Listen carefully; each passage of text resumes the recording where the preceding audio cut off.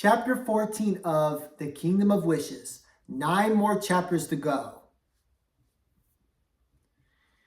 The next morning, Magnifico did some fencing with Raphael to determine his skill as a fighter. Raphael was quick and agile and knew a few tricks Magnifico was new to. Magnifico created a target through magic and showed Asha how to hold the bow properly and develop a good sense of coordination with the hand and eye.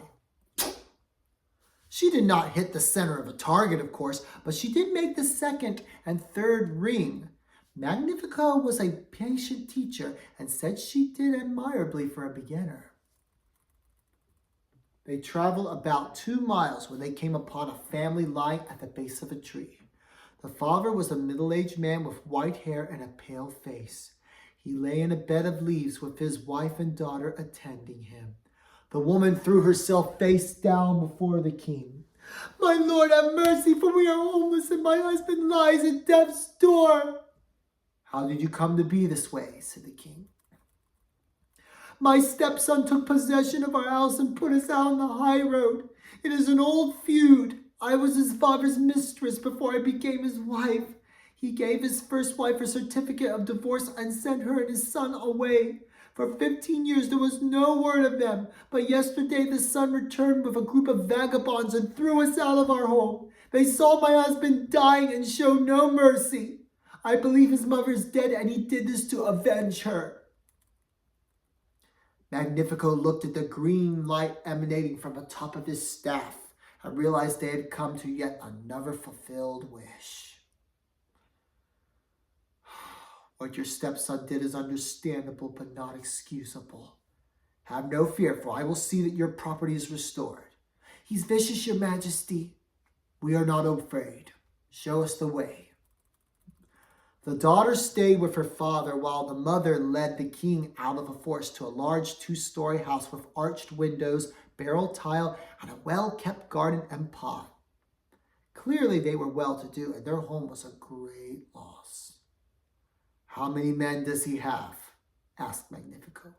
"About 10 or 12, said the woman. "What is his name?" "Jacob." "Draw your sword. Arrow in the string. We will try to meet them in peace, but if they give a show of force, kill them all."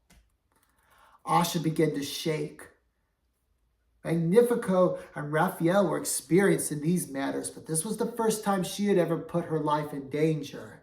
Her hands trembled as she tried to steady the arrow in the middle of a bow as they went inside. The house was in disarray. Tables and chairs overturned, spilled food and drink, curtains off the walls, jugs of whiskey, and half-naked men and women rousing themselves from slumber on the ground. Asha thought she had never seen a more disgusting spectacle. Apparently, the son had thrown an orgy to celebrate his revenge. However, their sleepy expressions quickly turned to horror when they saw their visitors. "I am Magnifico, king and wizard of Rosas. Is there a man named Jacob among you?" A tall, thin man with a mop of brown hair and a woman still clinging to him staggered over. "That would be me. Do you remember how you gave your wish to me? You wanted to take back your father's land in retaliation for the wrong he did your mother and you 15 years ago. You had forgotten your desire for revenge when you surrendered that wish to me. However, it was given back to you illegally, and so you remembered it once more and sought to fulfill it." "Yes, I did," said Jacob, spitting out his words like venom from a cobra. "And I'd do it again, just to see that lousy, no-good bastard suffer the way my mother suffered, going from house to house, begging for work, starving herself to keep me alive. I gave him the same chance he gave her. None." Magnifico sighed and shook his head. Jacob may have been a ruffian and a libertine, but there was method to his villainy. "Jacob, I know what it is to think revenge will stop the pain, but revenge does not stop the pain, it only creates more. Your father is a dying man. There is no joy to be found in punishing someone in his condition. Let it go. Be free of him. You are punishing an innocent girl, your half-sister no less, for the sins of her parents. Hey, wizard boy, said another drunk. There's 12 of us and 3 of you. What do you say we grab our swords and finish you off?